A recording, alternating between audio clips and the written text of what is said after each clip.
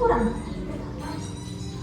Air akan selalu tersedia di bumi dengan volume yang jumlahnya tetap, tidak bertambah ataupun berkurang. Terjaganya ketersediaan air di bumi karena air mempunyai siklus atau daur.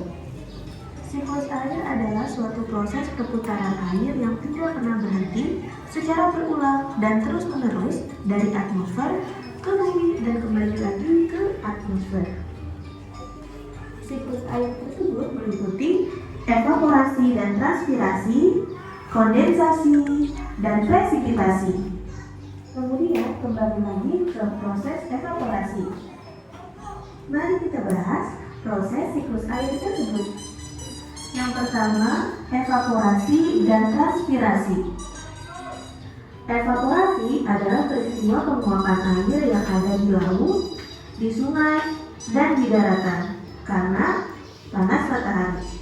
Dan transpirasi adalah peristiwa penguapan air yang berasal dari makhluk hidup juga karena panas sinar matahari. Setelah evaporasi, proses yang kedua adalah kondensasi.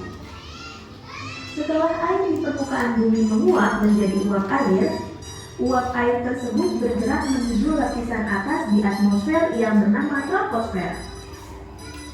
Ketika uap air memiliki suhu rendah, berubah menjadi titik-titik air atau moon. Perubahan uap air menjadi titik-titik air disebut kondensasi. Titik-titik air tersebut lama-kelamaan akan semakin banyak dan bergabung membentuk awan. Setelah kondensasi, tahap selanjutnya adalah presipitasi atau turunnya air hujan. Saat uap air terus berkumpul menjadi awan, maka awan tersebut akan semakin berat. Jika awan tidak mampu lagi menampung titik-titik air, maka titik-titik air akan jatuh menuju permukaan bumi yang disebut sebagai air hujan. Proses ini dinamakan presipitasi. Jika suhu sangat rendah, yaitu berada di bawah 0 derajat Celcius, seperti di daerah kutub utara atau kutub selatan, tetesan air ini akan jatuh sebagai hujan salju atau hujan es.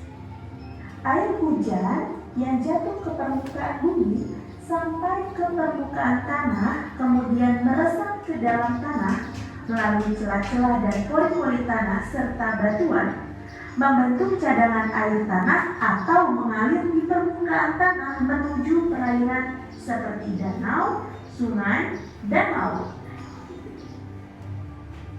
Itulah materi tentang siklus air. Semoga video ini bisa membantu teman-teman untuk memahami materi yang disampaikan. Demikian, terima kasih. Wassalamualaikum warahmatullahi wabarakatuh. Sampai jumpa. Oke, terima kasih Miss Nurul. Oke. Nah, tadi kita sudah melihat ya mengenai siklus air, sudah dijelaskan lewat video. Sekarang Ibu ulangi lagi supaya kalian lebih jelas. Ini adalah penampakan mind mapping yang sudah disiapkan Ibu. Ibu pun sudah membuat media ini. Nah, media ini adalah siklus air. Nah, media ini ya. Di sini bisa kita lihat air bersumber dari mana saja tadi? Dari air laut, kemudian air sungai, air danau, pintar, kemudian dari air sumur, ya kan? Kemudian dari apa lagi? Dari tanaman. Nah, air itu titik-titik air karena terkena sinar matahari, panas matahari, mereka menguap. Terus terbang ke atas, ya. Ini namanya adalah evaporasi. Mereka berkumpul menjadi satu, membentuk apa ini? Yang biru ini, anak-anak? Awan, benar. Kemudian awan ini terkena angin. Mereka terbang, berpindah tempat, membentuk menjadi satu awan berwarna hitam. Nah, awan hitam ini lama-lama keberatan, terlalu banyak air yang ditampung, kemudian dia jatuh menjadi air hujan. Pintar.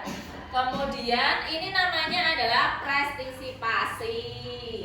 Air hujan itu kembali ke dalam sumber air, diserap oleh